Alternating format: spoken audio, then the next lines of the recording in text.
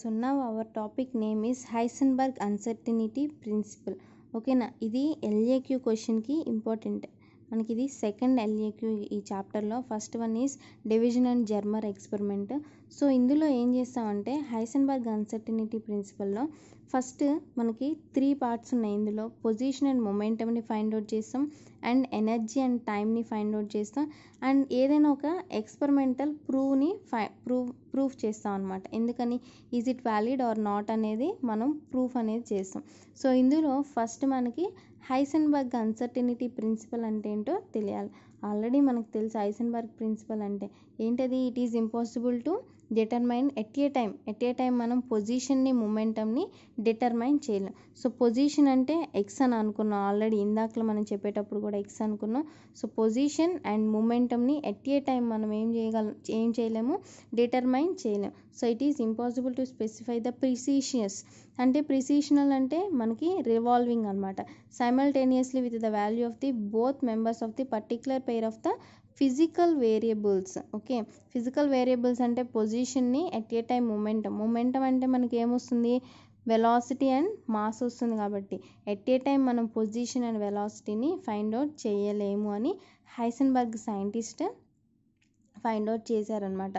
So but qualitatively it states that in order to the magnitude of the uncertainty is knowledge of the two variables must be least Planck's constant. Okay, మనం derive అయితే at a time derive అయితే చేయలేం, కానీ అది ఎలా వాటి magnitude అనేది దేనికి ఈక్వల్ అవుతుందంటే nearly delta x is the changing in position and delta P is the changing in velocities. This is nearly equal to the h is nothing but the Planck's constant. So this is the Heisenberg uncertainty principle. And the next one is మనం ఏమనుకున్నాం, already Heisenberg uncertainty principle అయిపోయింది. Next position and మొమెంటమ్ని find out చేయడం అనుకున్నాం. Position and momentum. Okay, position and momentum అంటే already మనకు తెలుసు, సైమల్టేనియస్గా పొజిషన్ని మొమెంటమ్ని మనం ఫైండ్ అవుట్ చేయలేం for any desired degree of accuracy. దేనికి కూడా మనం ఫైండ్ అవుట్ చేయలేం. సో ఫైండ్ అవుట్ చేయలేం కాబట్టి అసలు ఎందుకు ఫైండ్ అవుట్ చేయలేకపోతున్నాం అంటే according to the probability interpretation. So probability interpretation base చేసుకొని అక్కడ ఏమవుతుందంటే the particles may be found anywhere within the wave packets. Okay, మనకేంటి పార్టికల్స్ అనేవి ఎక్కడైనా, ఇప్పుడు సపోజ్ ఇక్కడ ఉంది పార్టికల్, ఎట్ ఏ టైం దీని నుంచి మనకి ఇక్కడికి వెళ్తుంది, ఇక్కడ వెలాసిటీ ఫైండ్ అవుట్ చేద్దామని అనుకునే లోపల ఇక్కడికి వెళ్తుంది. సో ఇక్కడ మనం ఎయిదర్ పార్టికల్ పొజిషన్ అయినా ఫైండ్ అవుట్ చేయాలి, లేకపోతే పార్టికల్ వెలాసిటీనైనా ఫైండ్ అవుట్ చేయాలి, అంతేగాని ఎట్ ఏ టైం సైమల్టేనియస్గా మనం ఫైండ్ అవుట్ చేయలేము అని. So next one is when wave packet is small in position the wave packet may be fixed. Okay, small పొజిషన్లో ఉంది అని అనుకోండి ఏదైనా ఒక వేవ్ ప్యాకెట్ అంటే గ్రూప్ ఆఫ్ వెలాసిటీస్ ఉంటాయి. సో అదేమవుతుందంటే ఫిక్స్డ్ అవుతుంది. But the particles will spread rapidly. ఇక్కడ లోపల ఏమవుతుంది, దీని పొజిషన్ మాత్రమే మనం ఫిక్స్ చేస్తాం వేవ్ ప్యాకెట్ని. లోపల మనకి ఏముంటాయి, నెంబర్ ఆఫ్ పార్టికల్స్ అనుకున్నాం కదా. So that number of particles will spread rapidly and hence the velocity becomes intermediate. So మనం పొజిషన్ అయితే ఫిక్స్ చేయగలిగాం, కానీ ఇక్కడ వెలాసిటీని ఫిక్స్ చేయగలుగుతున్నామా లోపల పార్టికల్స్కి, చేయలేం. సో ఎట్ ఏ టైం మనం వెలాసిటీని ఇక్కడ ఫైండ్ అవుట్ చేస్తున్నాం, కానీ పొజిషన్ని ఫైండ్ అవుట్ చేయలేమన్నమాట. ఆ పొజిషన్ అంటే ఇప్పుడు పొజిషన్ ఫిక్స్ చేసుకున్నాం అనుకోండి, ఇక్కడ లోపల ఉన్న వెలాసిటీని ఫైండ్ అవుట్ చేస్తాం. సో రెండింటిని అయితే ఎట్ ఏ టైం మనం ఫైండ్ అవుట్ చేయలేం, కానీ ఒకదాన్ని ఫిక్స్ చేసుకొని ఇంకొక దాన్ని ఇంటర్మీడియట్గా ఫైండ్ అవుట్ చేసుకోవడానికి వస్తుంది. అదే ఎప్పుడవుతుంది ఇది, when wave packet is small. Okay, wave packet అనేది స్మాల్గా ఉన్నప్పుడు, దట్ టు ఫిక్స్ చేసినప్పుడు. If wave packet is large there is the indefiniteness in the position. అదే మనకి వేవ్ ప్యాకెట్ అనేది లార్జ్గా ఉందనుకోండి, అక్కడ ఏముంటాయి, నెంబర్ ఆఫ్ వెలాసిటీస్ ఉంటాయి, దాన్ని ఫిక్స్ చేసుకోలేము. అప్పుడు పొజిషన్స్ అనేవి ఇండెఫినెట్గా ఫామ్ అవుతాయి, అంటే నెంబర్ ఆఫ్ పొజిషన్స్లో ఫామ్ అవుతుందని. In this way the certainty of the position involves uncertainty. మనకి దీన్ని సర్టెనిటీ అనుకుంటాం. వేవ్ ప్యాకెట్ అది ఎప్పుడు వేవ్ ప్యాకెట్ స్మాల్గా ఉంటే సర్టెనిటీ ఫామ్ అవుతుంది. అదే మనకి వేవ్ ప్యాకెట్ అనేది లార్జ్ ఉందంటే అక్కడ అన్సర్టెనిటీ అనేది ఫామ్ అవుతుంది. Uncertainty between what, position which involves the momentum of the particles. Okay, this shows the contradiction and to prove the position and momentum at a time. So it is impossible to know where with the wave particle is and what the exact momentum of the particle. Hence we can consider the pair of the physical variables as position and momentum. Already అందుకే మనం pair of the physical వేరియబుల్స్ని తీసుకుంటాం. దాన్ని దేనికి equal చేసుకున్నాం ఇందాకలా planks కాన్స్టెంట్కి equal చేసుకున్నాం. So delta x delta p is nearly equal to h. So this delta x is nothing but the uncertainty in determining the momentum, the exact statement. Okay, the exact from the exact statement of the position and momentum, delta x is the uncertainty in the position and delta p is the uncertainty in the momentum. ఓకేనా, మీకు మెటీరియల్లో ఒకసారి check చేసుకోండి. ఇందాక చెప్దాం అనుకున్నా, X అంటే position, P అంటే momentum. ఇక్కడ మెటీరియల్లో రెండు ఎక్స్చేంజ్ అయ్యి ఉన్నాయి, కొంచెం చూసుకోండి. సో ఇక్కడ నుంచి మనం ఏం రాసుకోవచ్చు అంటే the product of the uncertainty in the position and momentum is nearly equal to the Planck's constant and never be smaller than the order of the h/4π. okay, and in this is the final equation of position and momentum. okay, ఇది position and momentum of the uncertainty principle. and next one మనం ఏమనుకున్నాము, energy and టైంకి relation అనుకున్నాం. ఇదంతా ఒకటే LAQ క్వశ్చన్లోనే వస్తుంది. Next energy and time అనుకున్నాం. ఆల్రెడీ మనకి moving particle is nothing but the kinetic energy. So kinetic energy of the particle k equal to లేదా kinetic energy E equal to 12 mv². So ఇక్కడ ఏం చేస్తున్నాం అంటే m0 v0 స్క్వేర్ని తీసుకుంటాం. దీని నుంచి మనం E equal to 12 mv0 square by m0తో మల్టిప్లై చేసి డివైడ్ చేద్దాం. అప్పుడు ఏమవుతుంది, m0 స్క్వేర్ అవుతుంది. టోటల్గా m0 v0 whole square by 2m0 అవుతుంది. Already p equal to mv formula తెలుసు, దాని నుంచి p equal to m0 v0 అని కూడా రాసుకోవచ్చు కదా. సో దీన్ని ఏమంటాం అంటే p² బై 2m0గా రాసుకుంటాం. So e equal to p² by 2m0 అవుతుంది. So this differentiating the above equation మనకి డిఫరెన్షియేషన్ చేస్తే e equal to 1/2m0 constant.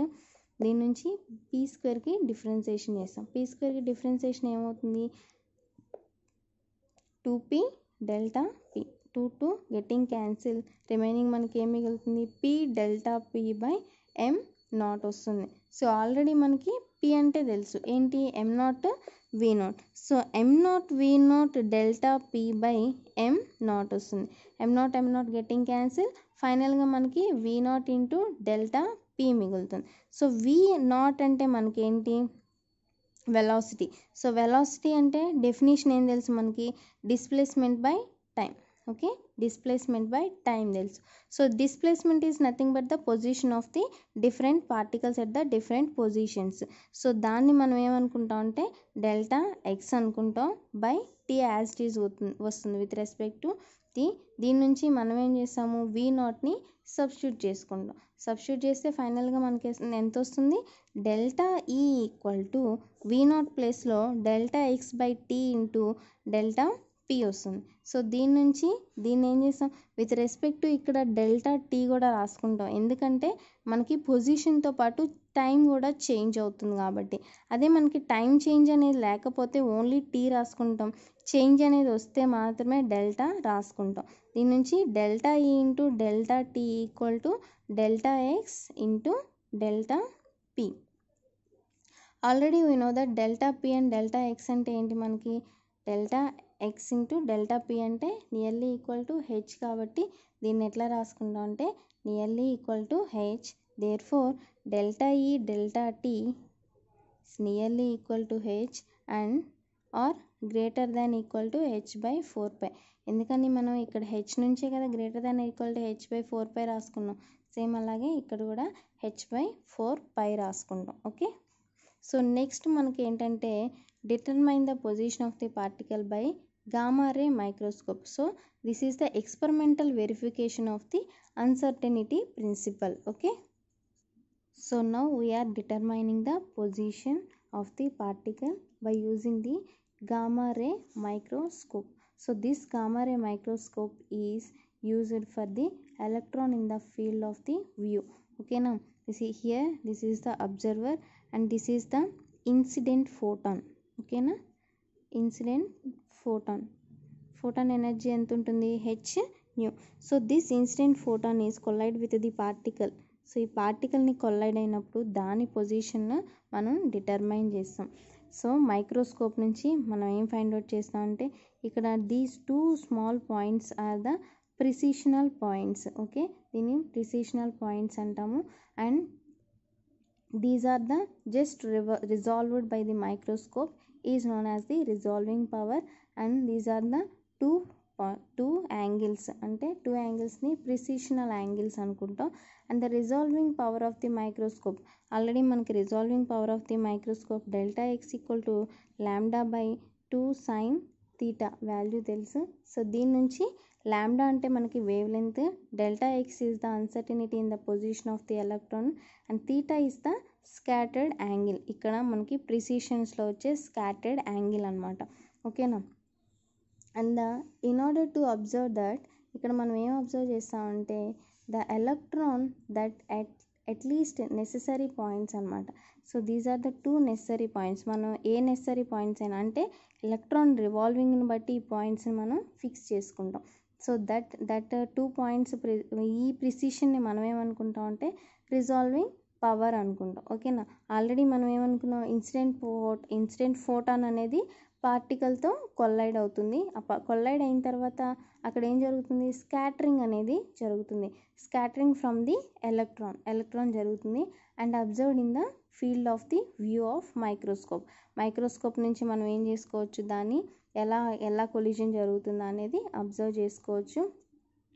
దాని నుంచి మనం ఏం చేస్తామంటే the linear momentum lies between p sin theta and minus p sin theta. So the linear momentum అన్న ఒకటే. సో మొమెంటం అనేది మనకి ప్లస్ ఉంటుంది, మైనస్ ఉంటుంది, అంటే బిట్వీన్ దీస్ 2 ఉంటుంది కాబట్టి plus sine theta minus p sine theta అంట.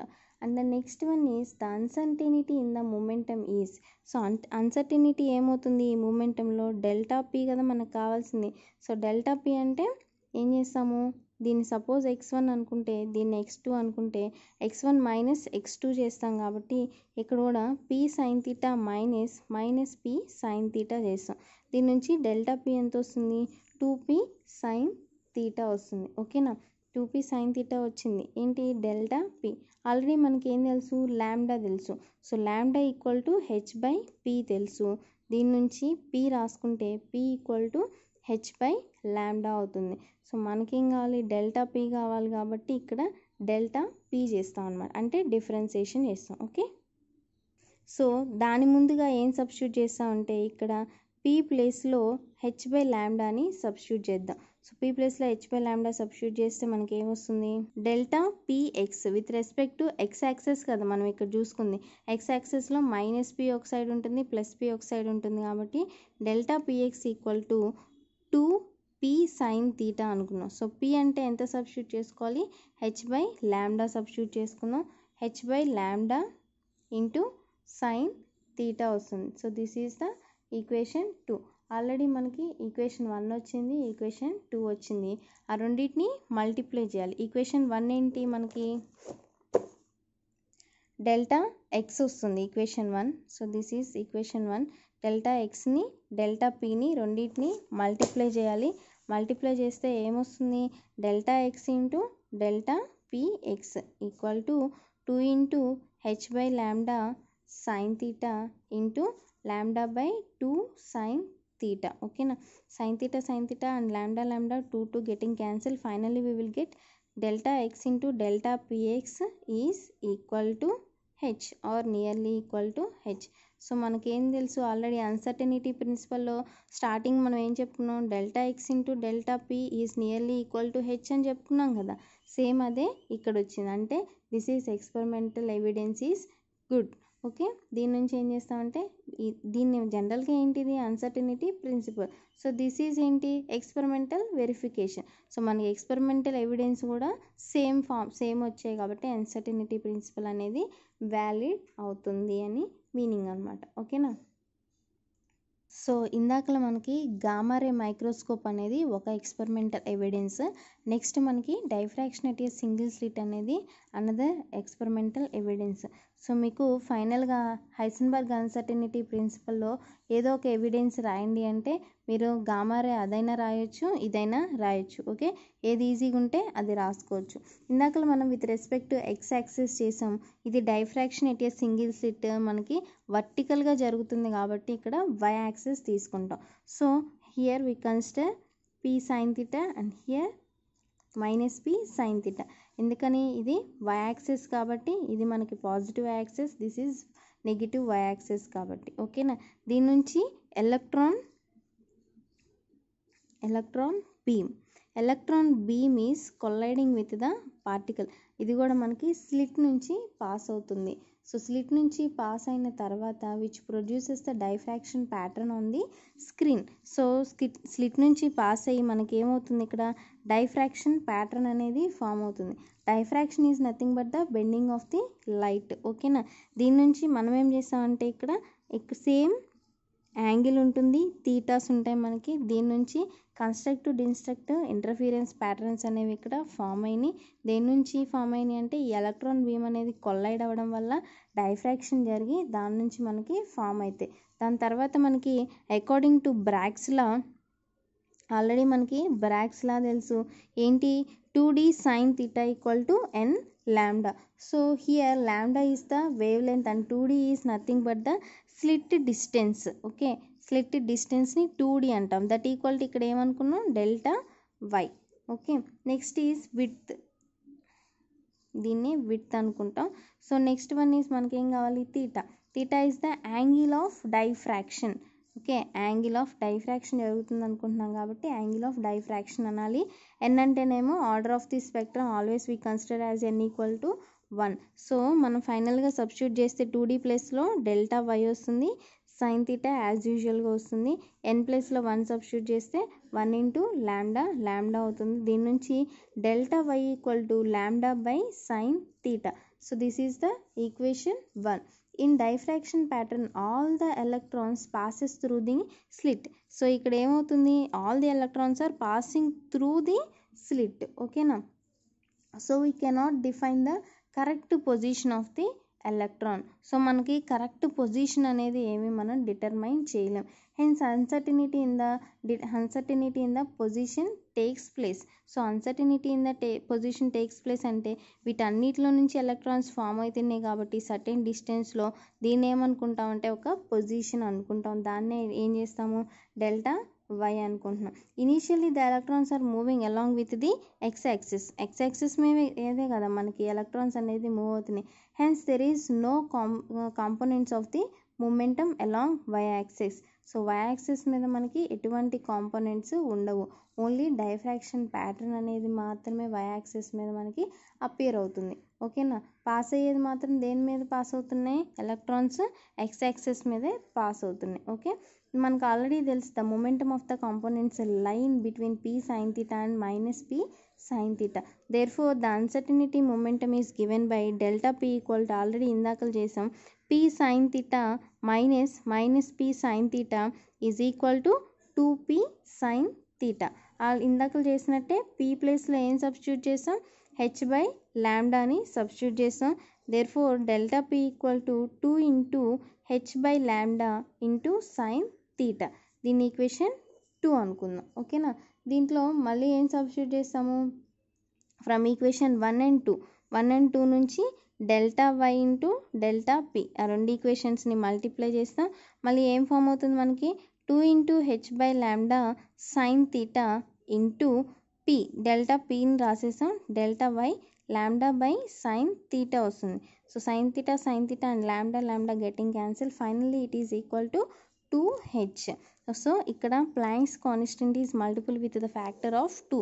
సేమ్ అలాగే మనకి ఇక్కడ ఏమొచ్చింది, అన్సర్టినిటీ ప్రిన్సిపల్ గామా రే మైక్రోస్కోప్ని యూజ్ చేసుకొని delta x delta p x is nearly equal to h వచ్చింది. సేమ్ అలాగే diffraction at a single slit, ఇక్కడ సింగిల్ స్లిట్ని యూజ్ చేసుకున్నా కూడా మనకి ఎంత వచ్చింది, delta Y into delta P is nearly equal to 2h వచ్చింది. So this relation shows that the product of the uncertainty position and momentum in order to the Planck's constant. Thus there is an experimental evidence of the uncertainty principle. ఇక్కడ వరకు మనకి LAQ question ఉంటుంది. మీరు ఇస్తే ఎక్కడ position and momentum అయినా ఇస్తారు. Case 1గా రాసుకోవచ్చు లేదా పార్ట్ 1 అంటే మనకి ఒక సపరేట్ క్వశ్చన్స్ ఇస్తారు కదా, ఏబి క్వశ్చన్స్ అని. అందులో పొజిషన్ అండ్ మూమెంటం ఒకటి ఇస్తారు, ఎనర్జీ అండ్ టైం ఇస్తారు, దాని తర్వాత బి బిట్గా ఎక్స్పెరిమెంటల్ వెరిఫికేషన్ అనేది ఇస్తారు.